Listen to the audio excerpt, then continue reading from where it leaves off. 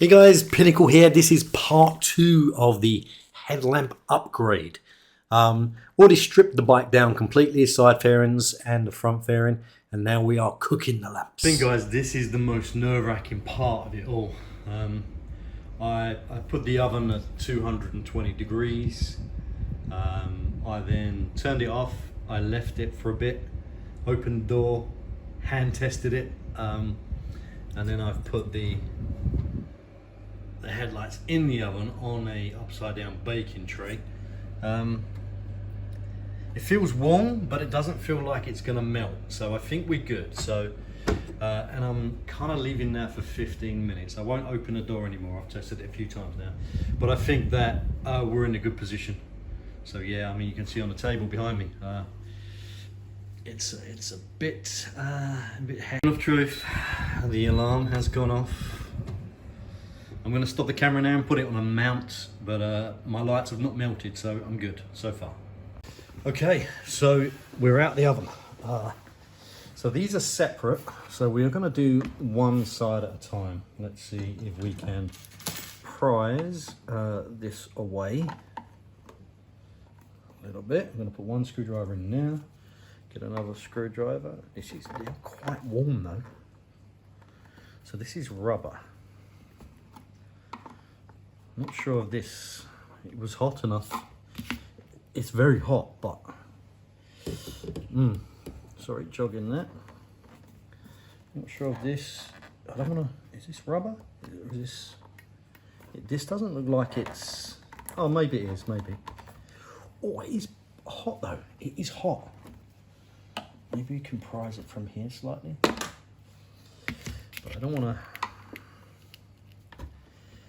talk on this one.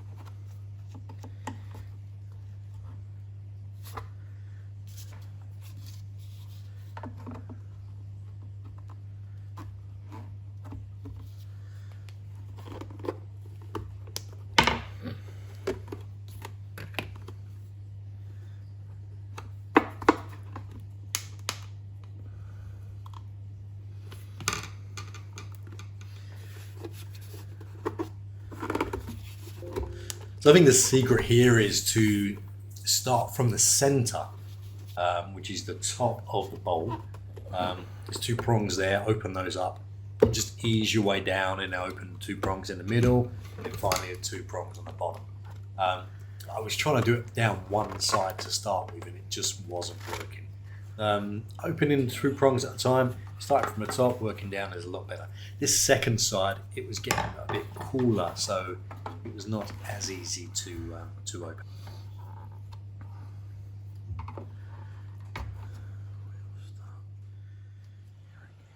Whew, that was hard work. Okay, so we finally got them out.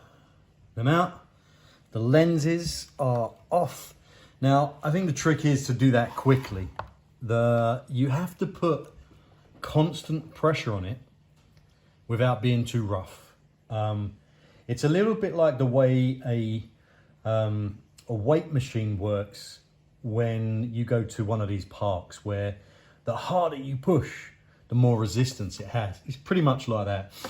The second one was a lot harder because the headlight had cooled down a bit and the sticky stuff just didn't want to be flexible. It just didn't want to play. Anyway, we've done it now, so that's that done. The next thing we're going to be doing, I've already taken out the one screw from there which holds the headlight clamp in. We need to take out these screws as well, and that will free up this panel. The bottom one will free up this panel inside, which holds the headlight bulb at an angle. And then we basically can just take out the entire front section, which is the chrome bit, which we won't need anymore. So we'll quickly do that now. Just screwdriver in here. Take this one out, and then we'll take this one out, and that should fall through.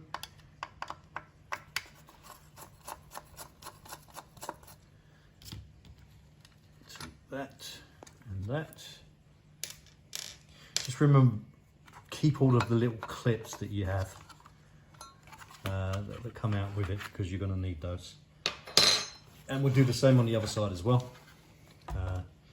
These clips, and I will be back in a minute once we've done that. Okay, now that's removed, we need to get this silver liner away from there. Now, the only way I can see to do this is to disconnect these and these. I was hoping I didn't have to touch that, because now it means I'm going to have to get my headlight realigned before I can ride it at night again. But okay, I'll do that now. So I'm just going to unscrew these two, and then the front plate should fall out. Let's see if that is the case. I know the camera is a little bit close, but it's probably easier just to turn this. Is that tightening it up, or is that loosening it? I can't tell. Let's have a look in here. Can we see in there what it's doing? Doesn't look like it's doing anything. Okay, I'm gonna have a play around with this, and I'll be back in a minute once I've worked that out. So yes, it is just a case of keep unscrewing, keep unscrewing, keep unscrewing, and eventually you should be able to take the whole unit out, like so. Now, we're going to do that on both sides. I don't want to put it down on there. I'm going to put it down, do it on both sides, and then after that, we're going to need to disconnect all of four of these corner screws, and also this screw as well will need to come out. So we'll remove the other lamp, and then we'll disconnect or unscrew all of these, saving all of these parts as well. But we'll do that. We'll be back in a minute. So they're removed now. And you can see this isn't a nasty pastime hobby that I have. This is the actual dust that is being sheared off from the screws as they go into this chrome coated plastic. So yeah, so we don't need these two bits anymore. These bits, we can put those aside. They're not going to be used anymore, but I will save those just in case for some reason I need headlights again. Now we're on to the assembly of the actual backing plates themselves, which I'll show you in a minute. Okay, so now we get on to the actual construction of the headlight assembly, and then we'll get round to actually fitting it. So what you're going to need is, first of all, you're going to need these two brackets that you took out. Now, you used these screws originally. We don't actually need those screws. The only one we need from the original assembly is this one. Which has kind of got the rounded head on it, as you can see there. And then we are going to need 7 of these fat nuts, the taller ones. You can see the difference there. If I grab one of each of these, you can see these ones are larger, these ones are the small ones. You're going to need 7 small ones, 7 washers, 4 of the black bolts with the screw tops that you get from Retrofit Labs. You're going to need 3 of the long silver ones, and you're going to need this plastic piece of tubing, and obviously you're going to need your bezel, your lights, and your back plate. So it's fiddly even with 2 hands. Okay, so you see these 3 bolts that are coming through, not this one, but here, here, and here. We need to remove those 3.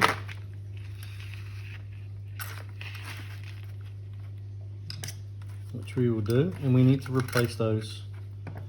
That's the wrong screwdriver. We need to replace those with the long silver bolts that we have.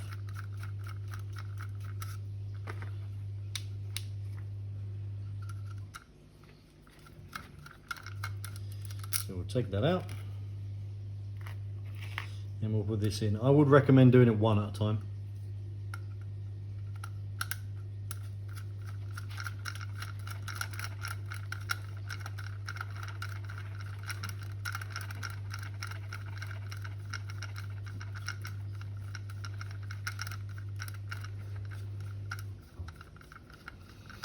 And while we're here, this is very loose. I'm not happy about that.